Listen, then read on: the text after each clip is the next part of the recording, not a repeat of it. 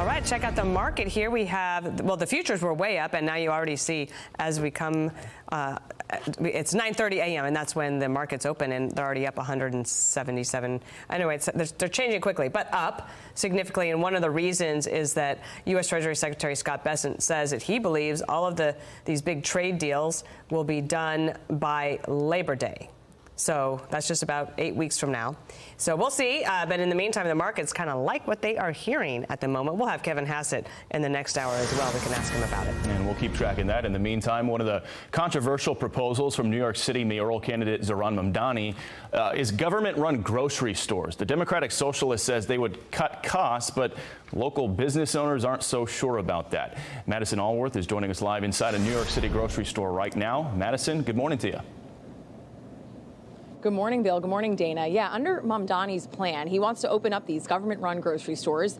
They wouldn't have to pay rent, they wouldn't have to pay property taxes, and they would be funded by raising taxes on corporations and high-income earners. For corporations, up to 11.5%, and then an additional 2% tax for those making over $1 million. Grocery store owners say that if this goes through, they would probably have to close or maybe move if Mamdani becomes mayor.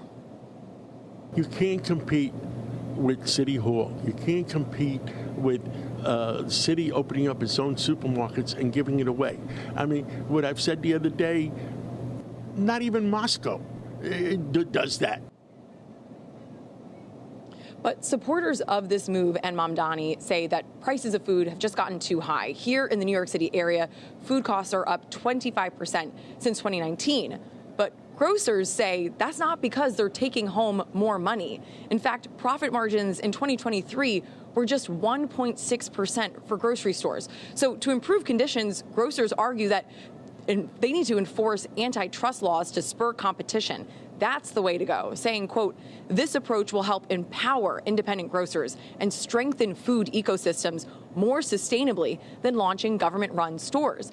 Government-run stores also don't address another big issue that we see in cities like New York, which is crime. I've been to multiple grocery stores for this job in the Bronx, where they've had to invest heavily in security on the ground and in video systems so that they can protect their inventory, but also, more importantly, protect the shoppers that go into their stores.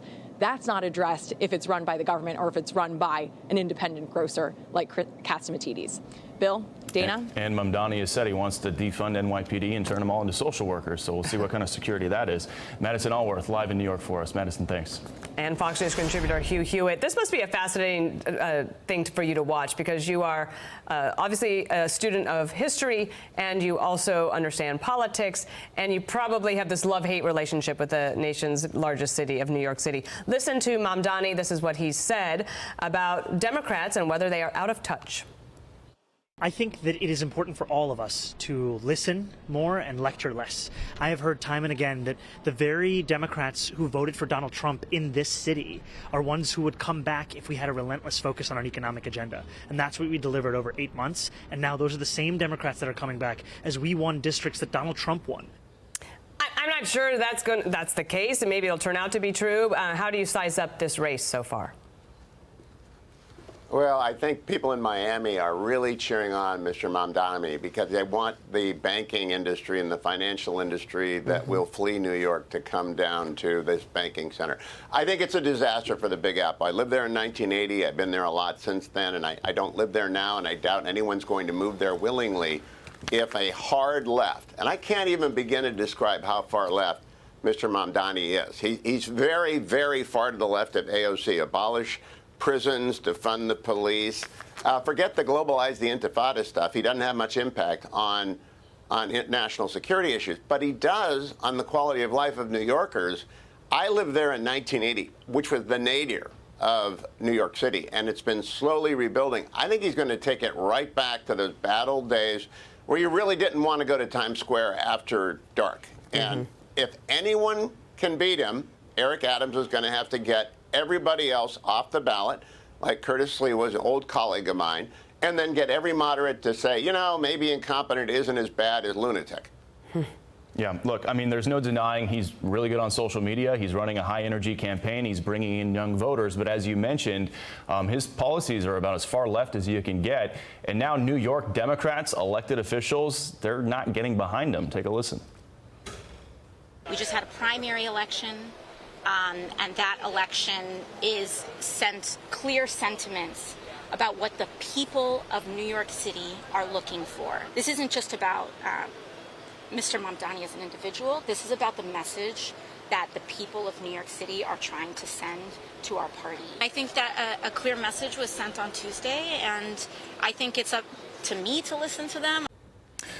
So that was AOC, who does support him. What we were trying to get to was this. These are quotes from elected Democrats in New York. You got Congressman Tom Suozzi saying, quote, "I had serious concerns about Assemblyman Mamdani before yesterday, and that is one of the reasons I endorsed his opponent. Those concerns remain." Then you got Congresswoman Laura Gillen saying, "Socialist Zohran Mamdani is too extreme to lead New York City. His entire campaign has been built on unachievable promises and higher taxes, which is the last thing New York needs." Hugh, your thoughts?